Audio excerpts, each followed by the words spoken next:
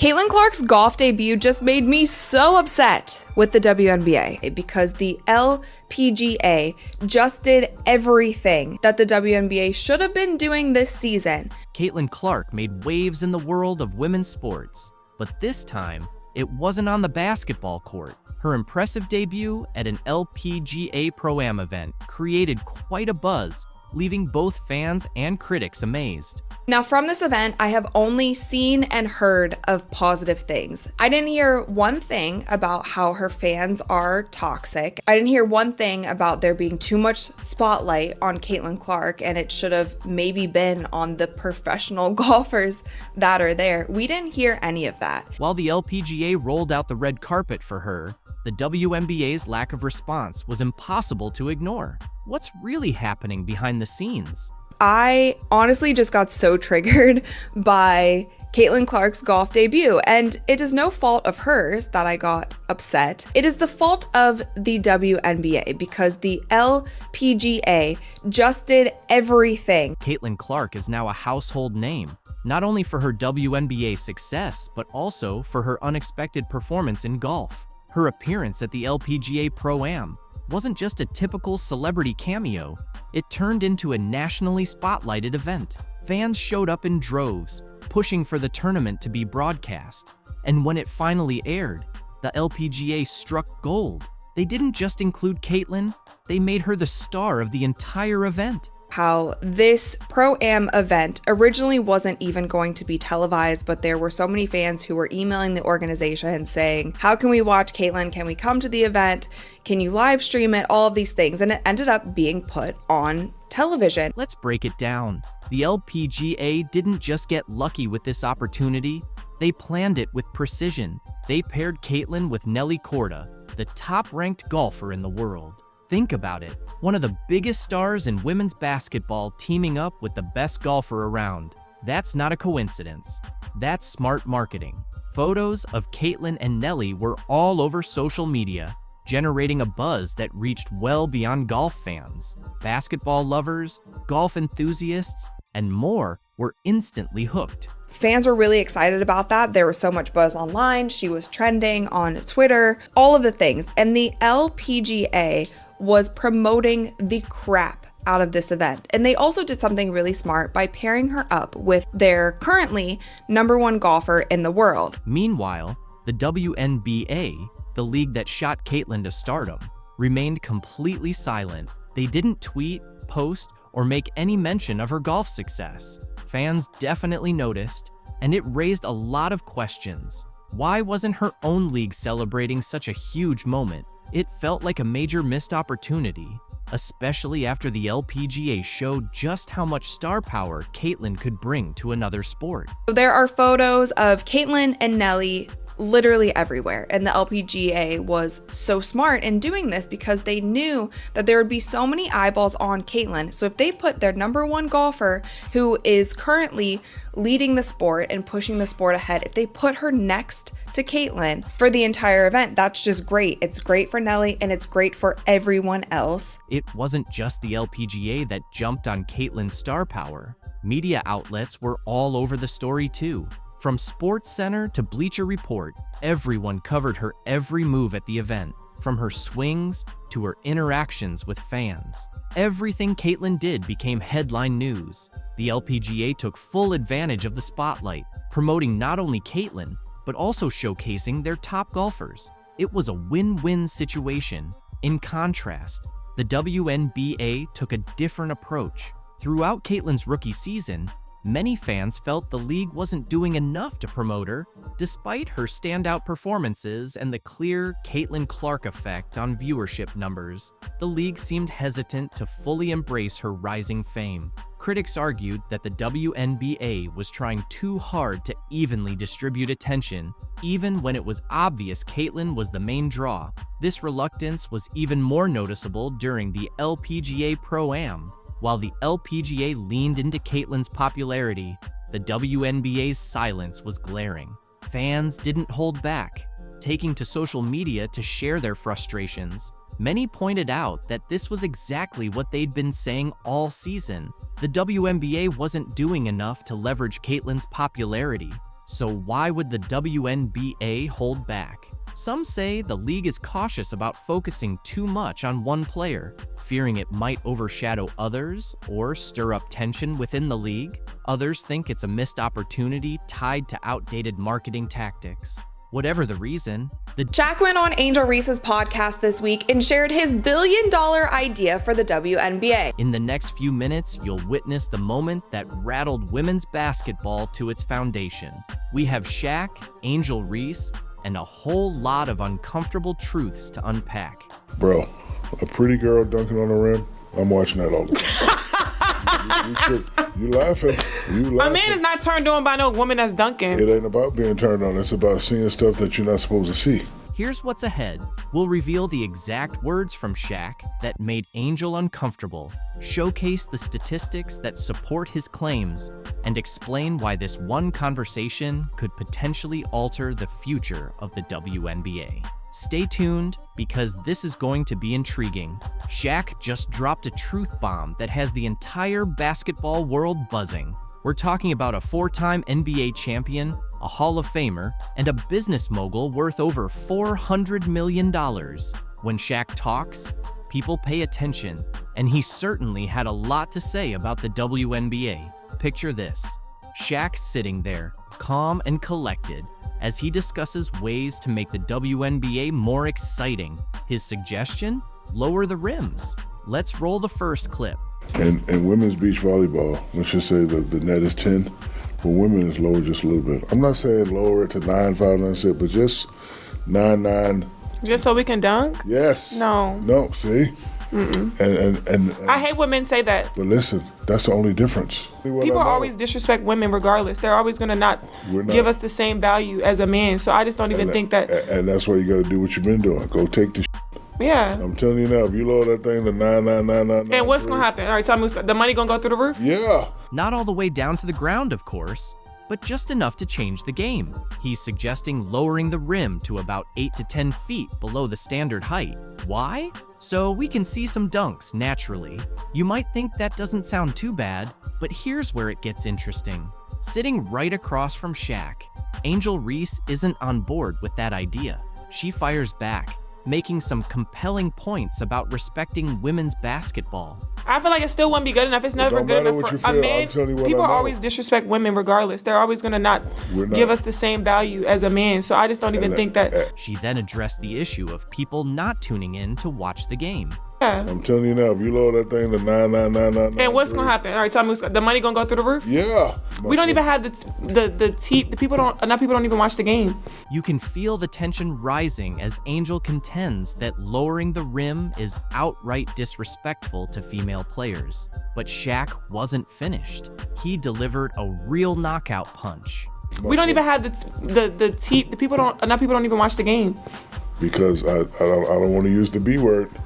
Unless it's certain people playing. It's like you're watching like a high school game. He looked Angel in the eye and compared the WNBA to high school basketball. Yes, you heard that correctly. Shaq stated, and I quote, "It's like you're watching a high school game." Can you imagine the collective gasp from WNBA players everywhere? Let's break this down for a moment. Shaq, one of the most dominant players in NBA history, just suggested that the highest level of women's professional basketball is comparable to high school boys' games. That's not merely a critique. It's a full-blown slam dunk of criticism. Shaq, he was trying to teach Angel Reese how to make the WNBA more entertaining.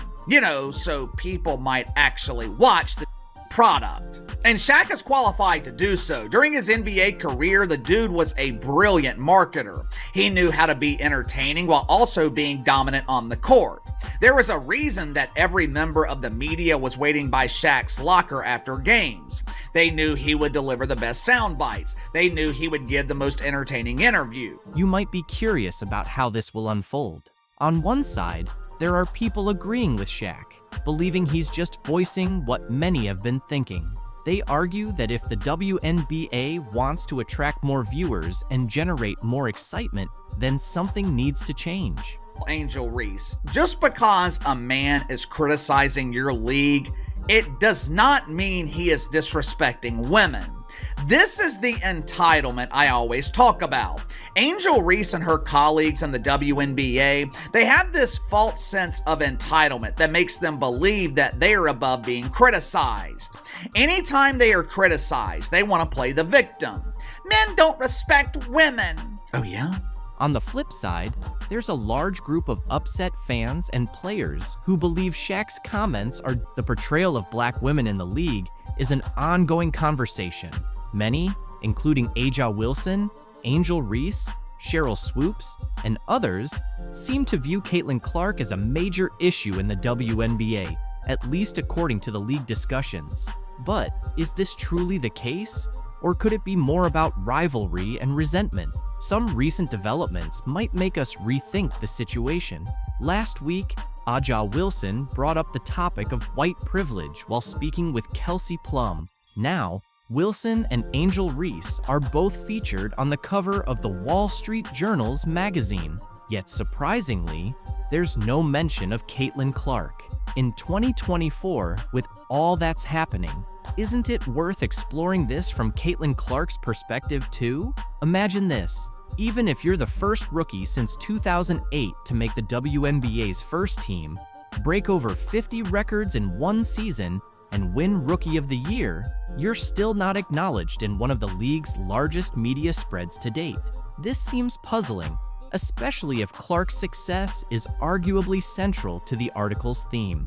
The situation is further complicated by online tensions. Caitlin Clark is often cast in a negative light, made to seem difficult and unlikable, even while dealing with online harassment from an account managed by Aja Wilson's friend. And yet, both Wilson and Reese continue to fuel controversy, even accusing each other of unfair treatment and, at times, directing this frustration toward Caitlin Clark. This leaves us wondering, is this really the behavior we expect from an MVP or Rookie of the Year? This situation honestly feels like a case of bullying. It's the peak of first world issues, showing a lack of responsibility and, frankly, Angel Reese's lack of consideration. Watching this unfold is mind-boggling. You're right, it's easy to see how she comes across if you have even a bit of self-awareness. Honestly, if I were another WNBA player without Caitlin Clark's visibility, she wouldn't be my concern. She isn't the problem here. More people are starting to catch on. Caitlin Clark was never the issue. Her critics were the ones using her name for attention whenever things didn't go their way. Those same athletes, analysts, and experts quickly make noise when they feel slighted, then claim Caitlin Clark is the root of it all. But here's the truth. The issue might actually be Angel and Aja, not Caitlin. It's worth asking, who's really harming the league's reputation? Angel Reese or Caitlin Clark? Because, once again, it's Reese's unlikability that seems to be hurting the league's image. Caitlin, on the other hand, is generally well-liked and doesn't flaunt privilege or entitlement as if she's something special. People from all backgrounds are beginning to notice this. You made a great point. Caitlin Clark is helping drive the league's success and bring in money, while Angel Reese's behavior might be doing the opposite. The WNBA doesn't seem to be catching on, but the fans certainly are. Yet, we're still being told to embrace both Angel and Aja as league icons. But do they even realize who they're trying to promote? I get it. Aja Wilson is undoubtedly one of the greatest players, a true icon who will likely be in the Hall of Fame. Her stats alone speak to her greatness, and that's worthy of respect. But as I look deeper into this and see more of her behavior, I can't ignore a hard truth. I just hope y'all know the WNBA don't pay my bills at all. I don't even think that pays one of my bills. So I don't know if she's complaining or just stating. Angel Reese faced heavy criticism from experts after her recent complaints about her WNBA salary not being enough to cover her rent. Apparently, she's struggling on her $73,000 salary, claiming it doesn't stretch far enough to pay for her extravagant $8,000 monthly rent, as if she's living paycheck to paycheck. I am sympathetic to that, but yeah, sports needs villains. I don't have a problem with it. She makes the WNBA more interesting. Reese, regarded as the league's most pampered player, appears to believe she deserves a salary increase, especially since it's been a while since she found herself in another scandal. And now, it looks like we're back to the same situation again. Number one complaint this offseason in the WNBA would be the incessant whining about their minimum wage salaries. I mean, who could have possibly... What exactly are you asking for more money for, Angel? You played less than 10 games this season, while Caitlin Clark put in the effort through 38. You're attracting a crowd of 7,000 fans per game. I am sympathetic to that, but yeah, sports needs villains. I don't have a problem with it. She makes the WNBA more interesting. And somehow, you expect to earn paychecks on the level of LeBron James? Let's be honest, it seems like you're more focused on your image than the game itself. Angel Reese, who calls herself the face of the WNBA, is acting as if life is incredibly unfair to her. She's making a WNBA salary of $73,439, but still has the audacity to complain that it doesn't cover her $8,000 monthly rent. Now these complaints are coming from the star. That's right. She's living in a place that costs $96,000 a year, and then wonders why her finances don't make sense. I mean, how out of touch can you be? It's almost like she's forgotten basic math. Spending $8,000 a month isn't just rent, it's a lifestyle choice. The average person in Chicago, where rent is around $2,000, would be laughing in disbelief at these complaints. Most people can't afford to spend their entire paycheck on a luxury apartment and then complain about it. Yet here, we have Angel Reese playing the victim while the rest of the WNBA is out there hustling just to get by. The audacity is off the charts. He pays them bills, baby. I just hope y'all know, the WNBA don't pay my bills at all. I don't even think that pays one of my bills. Literally. I'm trying to think of like my rent for where I stay at. Let's not even dive into her financial choices. With all the money she's making from endorsements, sponsorships, and her podcast, you'd think she would realize that renting an overpriced place isn't the smartest decision. But instead of making wise financial moves, like buying a house or investing, she seems to be spending money faster than most people can earn it. What's her plan exactly? Is she just waiting for a magic fairy to come and solve her problems? I don't even know what salary does it really. You don't even. Yo, I'm living beyond my means. It's like, it's both hilarious and sad at the same time. She's in a position to be a real role model for her fellow WNBA players, many of whom are genuinely struggling to make a decent living. They don't have million-dollar endorsement deals rolling in. They rely on their league salaries and are barely scraping by. Yet here's Reese complaining about rent as if she isn't surrounded by cash from every angle. It's insulting to everyone in the league who is truly fighting to stay afloat. Playing this offseason in the WNBA would be the incessant whining about their... Caitlin Clark recently shared some footage of her training in Europe, and it's everything we've been looking for. This serves as the ultimate evidence of how a truly respectable league treats its star players. No matter how the cachet of the WNBA elevates, remember, it could have been even better. You messed it up. You messed it up. You can truly see the joy on Clark's face. She looks free, incredibly happy, and completely unbothered. Those days of putting up with cheap shots, dirty hits, and all that nonsense are behind her. There's no one poking her in the eye or hip-checking her into the stands. So now give me the reasons why. She's gone. And here's the best part. There's no racial tension or scheming against the league's top talent in Europe. The players focus on their game, and Clark can finally concentrate on what she does best, dominating on the court. The contrast is clear, and it's no surprise she's thriving in a league that truly knows how to honor greatness. I have honestly never seen a company fumble the bag so hard like the WNBA fumbled Caitlin Clark. She's playing as if she's finally free from all the nonsense, free from cheap shots, and definitely free from the relentless negativity she faced in the WNBA.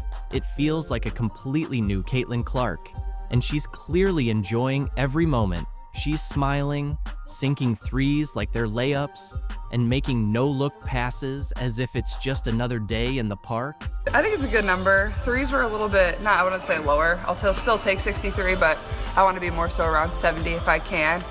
81 mid-range is really, really good. There's no fear, no hesitation, and no worrying about getting smacked in the face or having someone try to take her out. In Europe, they truly appreciate talent. They love and celebrate her. She's not dodging elbows or dealing with dirty looks anymore. Finally, she's being treated like the superstar she is. It's as if she's escaped a nightmare and landed in a place where basketball is celebrated. And it sucks that so much of it was riddled with so much drama and so much negativity and so many mishaps. You know who's really losing it? The WNBA. That's right. The league that thought they could just sit back and let Caitlin Clark get poked in the eye, body checked and disrespected day after day. Now they're complaining about losing their star, but let's be honest, it's their own fault. They made it unbearable for her. How many times did we watch Clark take a cheap shot while the referees stood by without taking action? And what did the WNBA do about it? Nothing. They allowed it to happen repeatedly. Like we talked about in our locker room after the game ended, where obviously people were pretty disappointed in the outcome. Here's the thing. In Europe, they don't have that kind of drama. No Chennedy Carter blindsiding her, no Dejonai Carrington going for her eye. No one is trying to take her down just because she's different. She's not facing players who resent her simply because she's a straight white girl excelling in their league. Over there, it's all about basketball. It's pure, it's clean, and it's a genuine league that a surprising figure has come forward to support Caitlin Clark. While she's been celebrated by many NBA greats, the response from the WNBA community has been mixed, often marked by envy instead of respect. It's an unusual dynamic that brings attention to the difference in how men's and women's basketball players view Clark's impressive rise. On the men's side, one of the first to openly back her was none other than Stephen Curry. You can't help but watch when she plays, where she's shooting from, the range, the confidence, the flair, like she's a performer. Curry, whose long-range shooting has transformed the NBA, sees a lot of his own style in Clark's game. In an interview, he shared that while her shooting range and style are clearly similar to his, focusing only on those aspects takes away from appreciating the rest of her game. I saw somebody break down the release time, which is pretty much identical to mine. Curry was quick to note that although Clark's shooting grabs the spotlight, her full skill set is what truly stands out. Her court vision, passing, and ability to consistently fill up the stat sheet show she's a well-rounded player. It's crazy though, just because her shot it's like that, it's at that level. But if you really watch, like her floor game is as impressive, so it's kind of the total package. He described her shooting ability as her superpower, but emphasized that it's her entire skill set that truly sets her apart. LeBron James, another NBA icon, shared a similar sentiment, voicing his admiration for everything Clark has achieved on the court. Caitlin Clark is the reason why a lot of great things is going to happen for the WNBA. But for her individually, I don't think she should get involved on nothing that's being said. Just go, have fun, enjoy. After watching Clark dominate the scoreboard in an NCAA tournament game, LeBron James couldn't help but see similarities between her and himself. Just as he did early in his career, Clark has often shouldered the responsibility of leading her team to victory, single-handedly shifting game momentum. In his words, Caitlin Clark is the kind of player who can take over a game, lifting her teammates while still excelling on her own. A high compliment from someone who knows all about carrying a team. But there's more to Clark than her skills on the court. Being from Indiana, specifically the Indianapolis area, her rise naturally draws comparisons to one of basketball's all-time legends, Larry Bird. In the 1980s, Bird was more than just a player. He was an icon, known for his relentless work ethic, gritty style, and fierce competitiveness. So it's no surprise that as Clark kept breaking records, comparisons to Bird's Indiana-rooted style of basketball brilliance began to emerge. And it wasn't just the hometown connection drawing attention. Magic Johnson, Bird's longtime rival, also spoke about Clark's impact, comparing her budding rivalry with Angel Reese to his own storied battles with Bird in the 1980s. Johnson pointed out that while rivalries can get intense, they also raise the level of the game and draw more fans to the sport. We have to understand that both Caitlin, Angel, and Brink, who plays for my Sparks, they made the WNBA better. They're going to be tested by these incredible women who've been in the league for a long time. Caitlin is the most popular WNBA player, but she's not the best at this time. Just like Larry and I were not the best when we entered the league. We became the best later on by our play.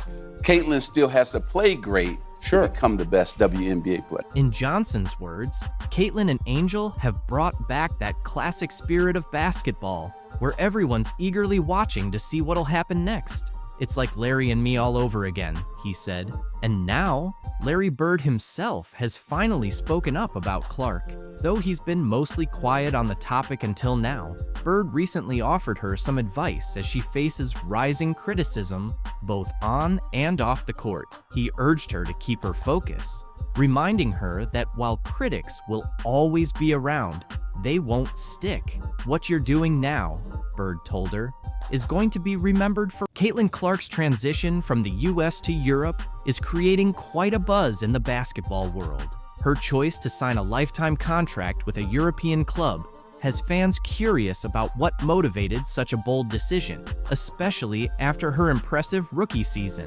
From deep three-pointers to record-breaking assists, Caitlin quickly emerged as a star in the WNBA. However, her journey in the league wasn't as smooth as it seemed.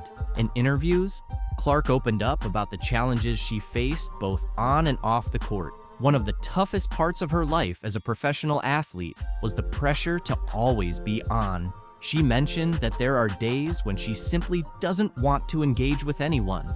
When someone comes up to you, that's their 10-second interaction with you, so you smile and try to be kind. But sometimes you just want to be normal, she shared. Caitlin's rookie season was physically demanding. She faced aggressive defense and often felt like she was targeted by opponents pushing the limits of fair play.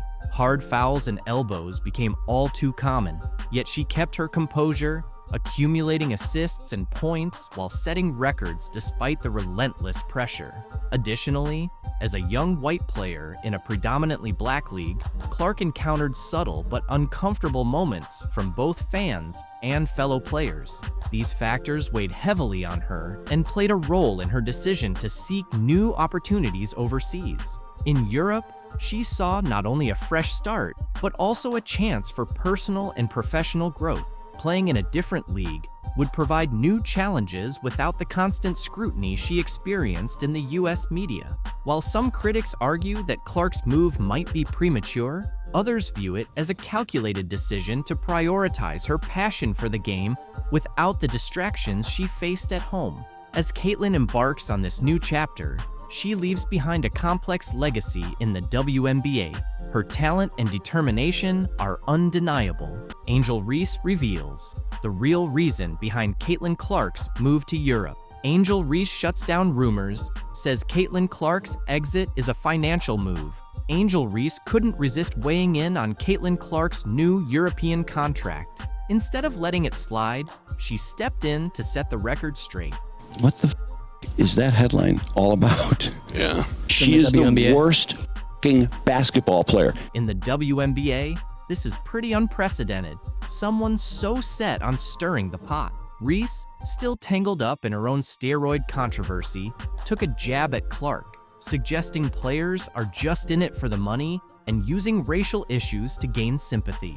People talk about Caitlin getting hate, but someone sat down and spent hours putting together an 8-minute video with interlude clips all to trash Angel. Why? It's obvious Reese is targeting Clark here. The surprising part, is that Caitlin has never said anything negative about Reese or any other black player. But today, I can't help but feel that some people don't really deserve the silent treatment. Blah, blah, blah. From Angel Reese. It's pretty clear that Caitlin Clark heading to Europe isn't just about exploring a new scene or picking up a different paycheck. It's more about escaping the toxic circus the WNBA has turned into.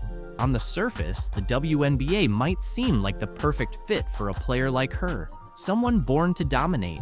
But in reality, it was becoming anything but ideal. Instead of just focusing on her game, she was constantly dodging scandals and skeptical looks like it was all part of the game plan. Entitled players in the WNBA just can't seem to understand is, you get what you put in, and right now, you are getting exactly what you deserve. And why? Because she chose to stay quiet while others tried to paint her as some kind of villain. Some of her own fellow athletes, along with a few media voices, went as far as to label her a racist. Honestly, where do they come up with this stuff? But Clark, always level-headed, didn't take the bait. She didn't waste her time responding to these absurd accusations. She just stayed focused on what really matters, basketball. Yet the drama surrounding her only kept growing, like a bad reality show storyline. So I think it's really just the fans, her fans, the Iowa fans, now the Indiana fans. Then Alyssa Thomas, clearly not interested in keeping the peace, decided to stir things up even more. She publicly blamed Clark for racist comments made by her fans. Yes, you read that correctly. Thomas somehow figured that Clark should be responsible for the words of random people in the stands. I think in my 11-year career, I've never experienced the racial comments from the Indiana Fever fan base. Ridiculous, right? This wasn't even about anything Clark did or said. Nope, Thomas seemed more interested in redirecting attention away from her own struggles. She bundled up her frustrations, jealousy, and whatever else was going on inside, wrapped it in an accusation, and tossed it right at Clark. And then she had a press conference where she cried and everybody's so mean to me. Well, she's continued the stupidity. I mean, she cheered on her teammate as she shoved Caitlin Clark, knocked Caitlin Clark in the head, and a bunch of other stupid stuff. The thing is, Caitlin didn't have to do anything wrong to end up as a target. The love she was getting from fans, her name popping up in every highlight reel and headline, that alone was enough to spark jealousy in the WNBA. And it wasn't just random trolls online, it was some of the very players she shared the court with. Instead of celebrating her success... Wow, people are done with Nelissa Smith. Traitor, get her off the team. Adios amigos, as that guy said.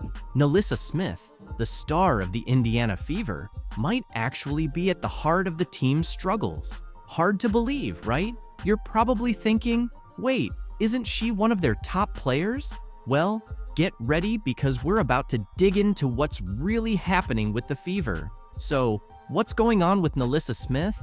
And why is her future with the team suddenly uncertain? We're about to dive into all the details causing a stir in the Fever's locker room. But here's the twist. It's not what you'd expect. The reasons behind this surprising situation are going to catch you off guard. You know, I believe truly in my heart that connected teams are winning teams. And so people who fit, players who fit the culture of the Indiana Fever and where we are and where we're moving towards. You know something's up when a new coach starts emphasizing culture and everyone embracing their roles, right? Well, that's exactly what happened when Stephanie White took over at the Indiana Fever. Let's go back to her first press conference. It was all smiles and big ambitions. But something didn't quite add up. White kept going on about building around a core group of 3, and it felt a bit off. Caitlin Clark, a generational player, and Aaliyah Boston, certainly when you think about back-to-back Rookie of the Years and what each of those players have done up until this point for their universities, in the game of basketball, for the women's basketball culture and community. It's unprecedented. And to be able to work with those guys and Kelsey Mitchell, who I think has weathered the storm of Indiana Fever basketball, and I felt like had the best year of her career, this year. And really, when you think about teams, you think about a core 3, right? You think about a big 3. and to be able to work with that big three. But wait a minute. Where does Nelissa Smith fit into all of this? You'd expect a former number 2 overall pick to be front and center, right? But no, Smith's name didn't even come up. You might be thinking, maybe she just forgot to mention Smith. But let's be real. This is a player who was supposed to be the future of the franchise. We want players that will fit in seamlessly with our core 3, which includes Kelsey Mitchell. We want players to fit in seamlessly with the core 3. We want players that will play a role and will embrace their role. And we want players that will fit in with the culture and the team. The new coach kept emphasizing words like unity and commitment. Pretty subtle, right? It felt like she was sending a message without saying it outright. But White didn't stop there. She kept talking about what she wants in a player. She made a point of saying that success isn't just about individual talent. It's about a team's willingness to go to battle together every single day. Is it just me? Or does that sound like she's taking a direct shot at someone? Because every single thing that she described wanting to build around Kelsey Mitchell, Caitlin Clark, and Aaliyah Boston is the opposite of what Nelissa Smith is. It gets even more interesting.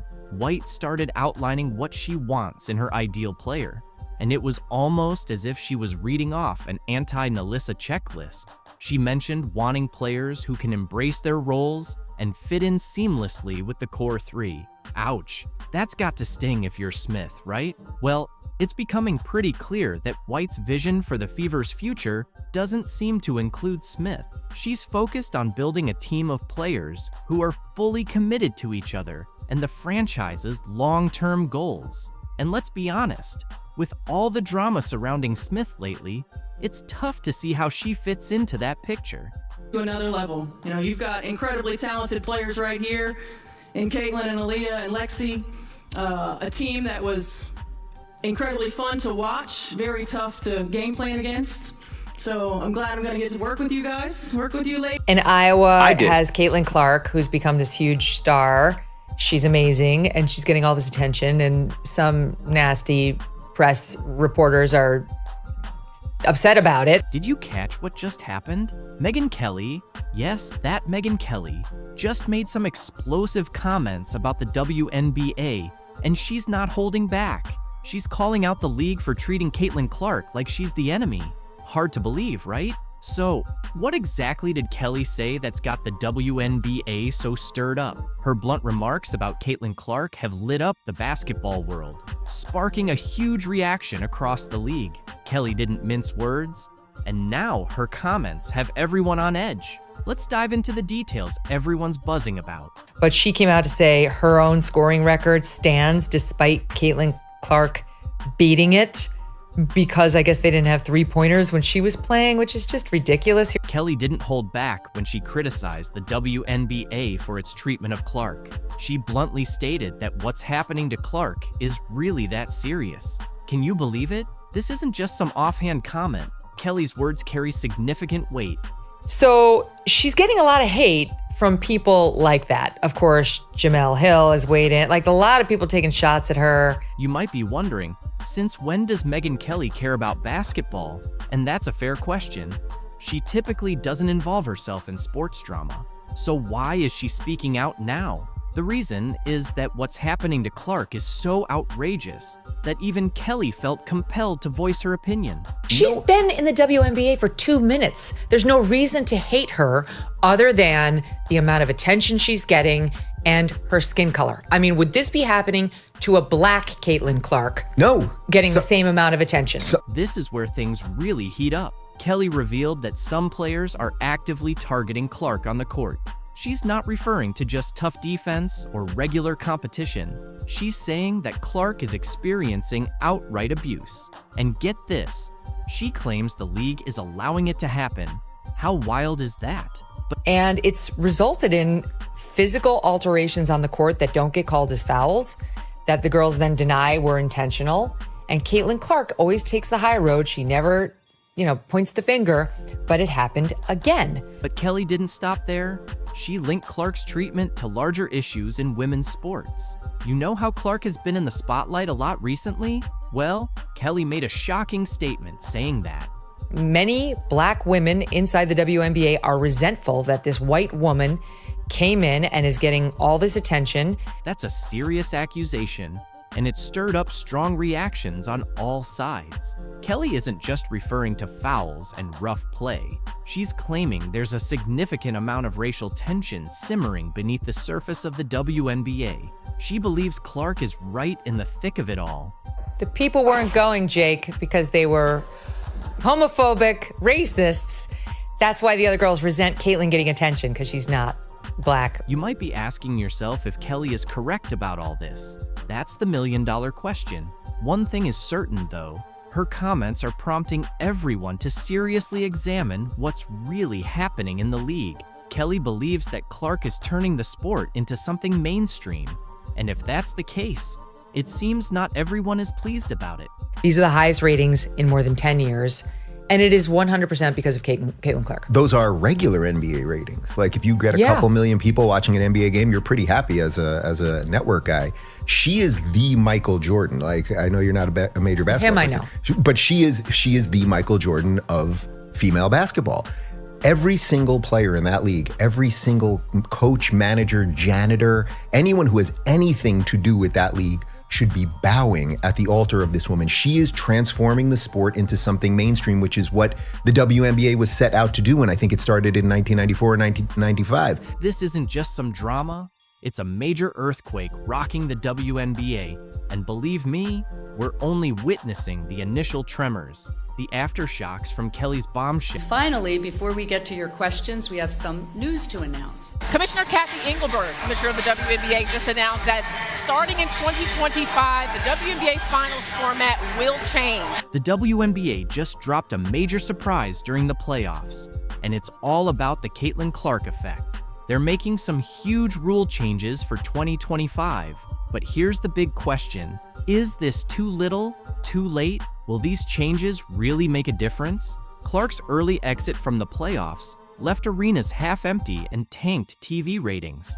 Now, the league's scrambling to patch things up. But will these new rules actually fix what's broken? Let's talk about Clark's impact. She didn't just play the game, she redefined it. With 62 records broken, packed arenas, and TV ratings hitting new highs, Clark and the Fever turned every game into a must-watch. Fans couldn't get enough. Well, I knew the atmosphere was going to be electric when they announced Caitlyn's name in the dark and the fans went crazy. Here's the reality. The second Clark was out, everything started to fall apart. Ratings plummeted by 80%, and some games started looking like ghost towns, with empty sections covered up to avoid the bad look on live TV.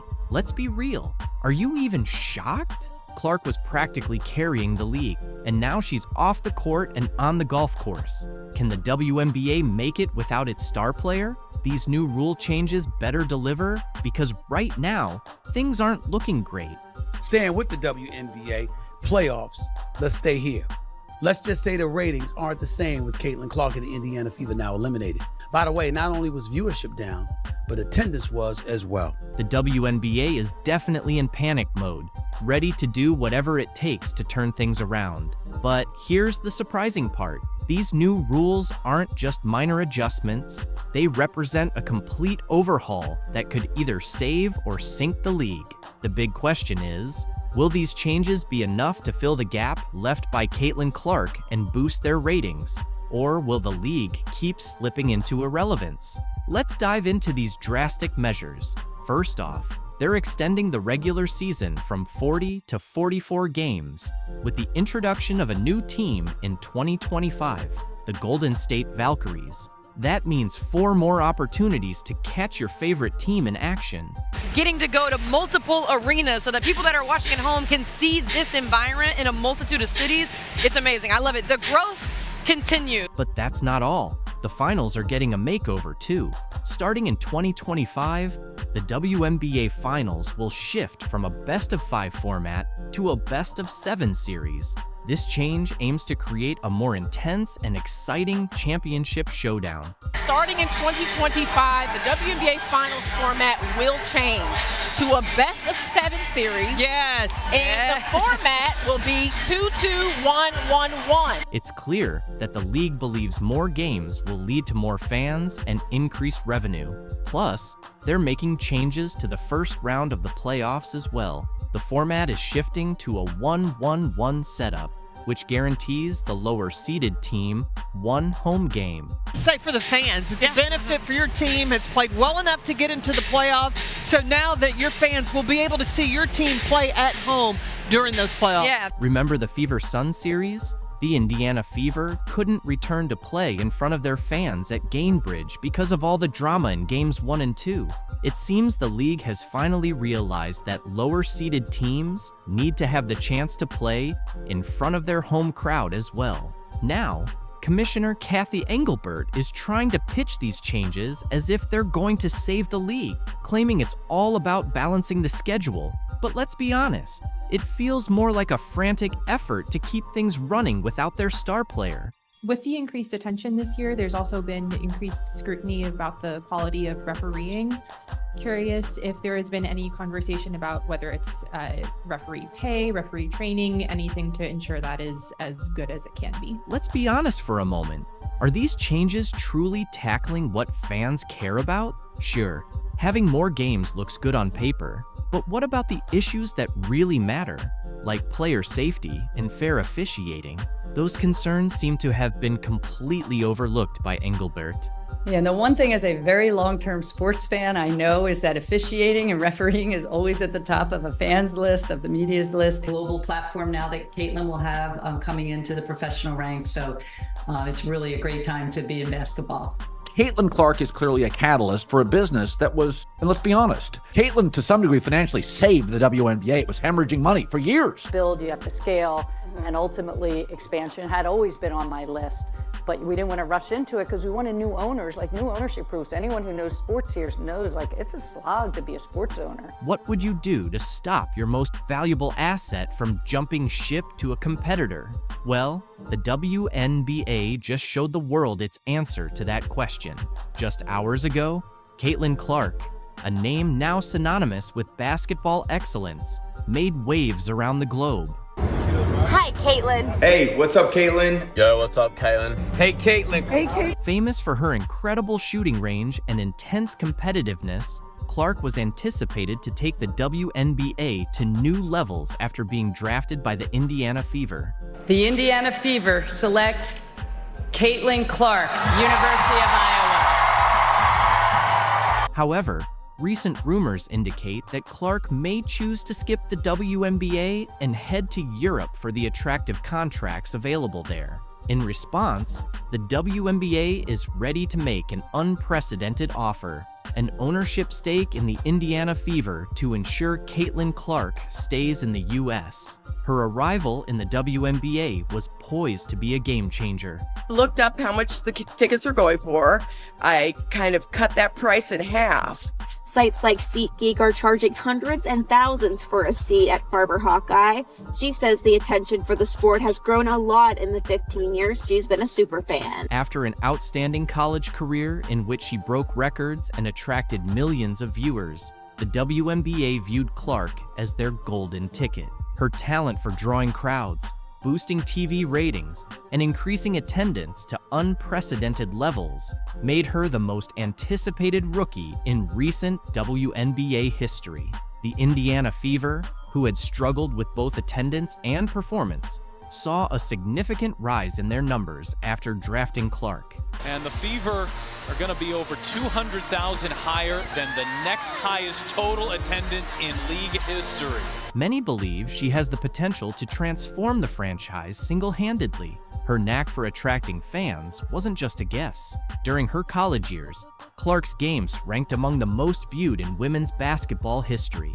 In her rookie season, attendance for the Indiana Fever nearly quadrupled. Her games turned into must-watch events, contributing to one of the WNBA's best seasons ever in terms of TV ratings. For the WNBA, Caitlin Clark wasn't merely a player, she represented a bright future for the league. Caitlin Clark is clearly a catalyst for a business that was, and let's be honest, Caitlin to some degree financially saved the WNBA. It was hemorrhaging money for years. While her WNBA debut was thrilling, Caitlin Clark was also being pursued by European teams with enticing offers. Europe, known for drawing top WNBA talent with its higher salaries and competitive environment, presented a significant temptation. Players like Brianna Stewart and Diana Taurasi have openly talked about how playing in Europe offered them financial stability. This is a place where players can come and get better and be surrounded by an organization that supports you. They're going to have everything they need to be successful. So the Indiana Fever are about to make a huge move in WNBA history. They're not just aiming for one star player, not even two.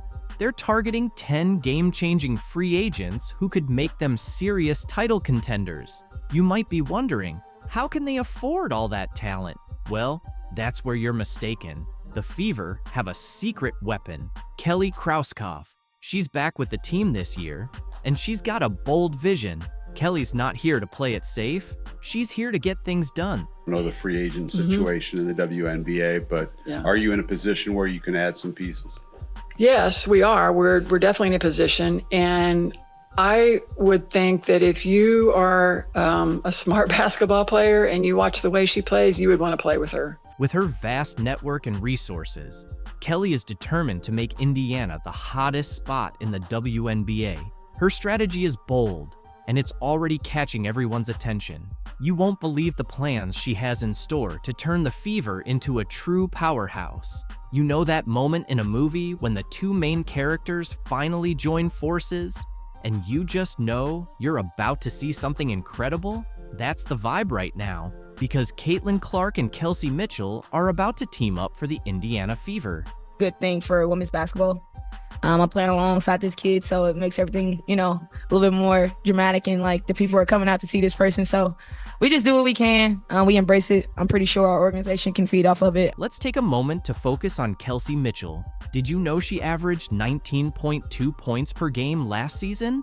That's not just impressive. That's all-star caliber. And it's not like she had just a few good nights either.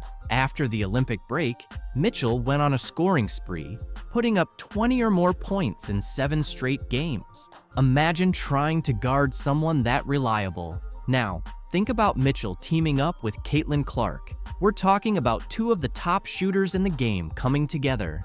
How are defenses supposed to handle that? Clark's college numbers are through the roof, and her knack for setting up her teammates is incredible. With Clark's playmaking skills and Mitchell's scoring, this could be the most exciting backcourt the WNBA has ever seen. Because Kelsey Mitchell said basketball is a language and you have to get on the same page. Me and Caitlin like to play fast and up-tempo, and I'm always going to align based on how she's playing and how she's going. Here's where things get really interesting. Kelsey Mitchell is a free agent right now. The Fever have to re-sign her, right? But at what price? We're talking about a player who has been the heart and soul of the team. Even the Fever's president said they wouldn't be where they are today without her. That kind of praise doesn't come cheap. So, let's break down what it might actually take to keep Mitchell in Indiana. Spoiler alert, it's a hefty sum. We're talking about a Supermax qualifying offer of around $250,000. That's a big investment, but can the Fever really afford to let Mitchell go? Look, we're going to evaluate everything and have those types of discussions with her. Here's the thing. It's not only about the money, it's about building a championship caliber team. That's where Caitlin Clark comes into play. Bringing her on board isn't just about her own skills. It's about how she can make everyone around her better, especially a scorer like Mitchell. But all signs point to her returning, including her and Clark attending the Pacers and Grizzlies game. You might be wondering if these two can really work together. Won't they end up competing for shots? But that's the best part. Clark isn't just a scorer. She's a true playmaker, and Mitchell has already proven she can thrive alongside other star guards. This isn't about two players battling for the spotlight. It's about two stars joining forces to create something that's even better than what they could achieve individually.